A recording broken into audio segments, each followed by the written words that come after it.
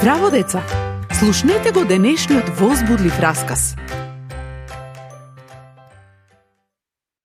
Знаете ли кои никогаш немале роден ден? Адам и Ева. Тие не биле родени, туку Бог ги создал. Но тие биле срекни како да имале роден ден секој ден.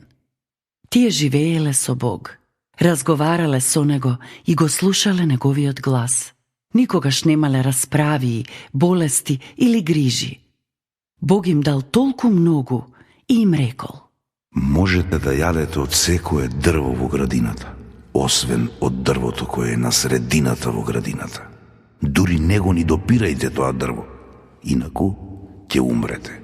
Се им припаѓало ним, само со овој еден исклучок.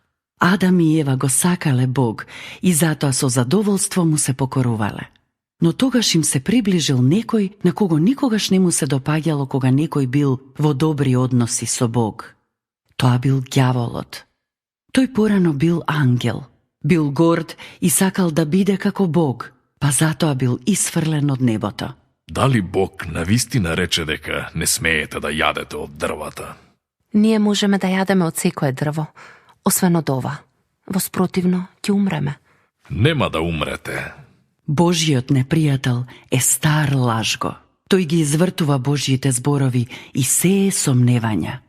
Ева ја знаела Божијата заповед напамет, но сепак го послушала ѓаволот, искушувачот. Кога го погледнала плодот на дрвото и се допаднал, па набрала, јадела и му дала и на Адам, кој стоел веднаш до неа. Непослушноста е грев, а гревот носи ужасни последици. Веќе ништо не било како порано. Адам, каде си?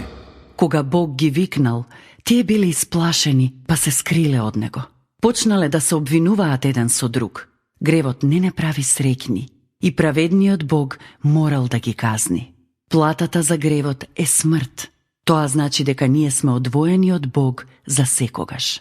Адам и Ева морале да заминат од рајот. Се случило најлошото можно нешто на светот. Гревот дошол во светот. Од тој миг секоја личност е грешник. Но Бог е љубов. Затоа уште тогаш ветил Спасител. Спасител кој ќе го земе нашиот грев врз себе и со тоа ќе ни даде нов почеток.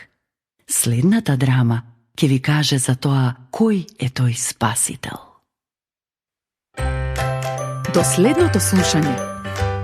Ако сакаш да не контактираш или ако имаш прашање, пиши ни на radio7kids@gmail.com. Чао!